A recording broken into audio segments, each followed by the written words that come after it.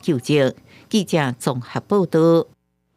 美国 AI 晶片大厂回答公布因第二季的财报，营收有到300亿美金，比去年加按算的更较好。不过回答的股价却无称悬，甚至阁落超过8%。有专家认为，这是因为财报无予投资人留下深刻的印象。不过分析师是拢普遍正乐观来看待。美国 AI 晶片大厂回答2月公布财报。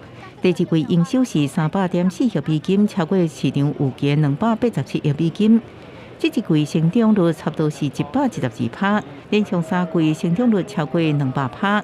因为第三季营收预期差不多是315亿美金，无达到上悬的预期。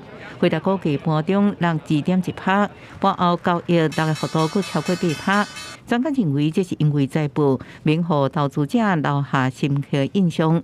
不过，分析师普遍乐观看待，认为回答第二季表现依然是下佳的一季。I actually think it's something that it doesn't really change the demand story. We're talking about 60, 90 days.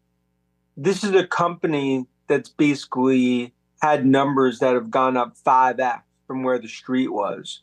This is just sort of the second inning of a 9-inning game playing out for NVIDIA. 回答超过预期的能力，面临愈来愈大的挑战。进前每一摆超出预期，拢推动华尔街将期望调搁较悬。共款也展望未来，也有全球上大的七号命商乐高，利用另外高达60%的成本生产用再生或者是回收材料造成的塑胶手机，希望想做一间零化石燃料的公司。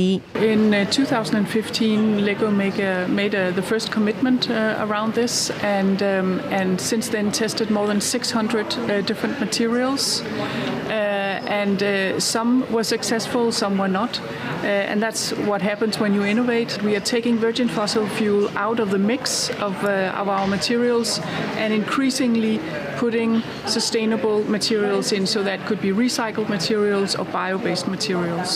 乐高今年顶半年营收年增13%，差不多46.5亿美金，营业利息年增16%，双双创新高，比2020年同期成长1倍。乐高表示，虽然用这种材料成本会贵40%到60%，不过未将这转予消费者，会将营业利息来执行，提供囡仔一个永续发展的世界。公司新闻陈慧仁报道。回答的股价落美国的4大指数嘛，拢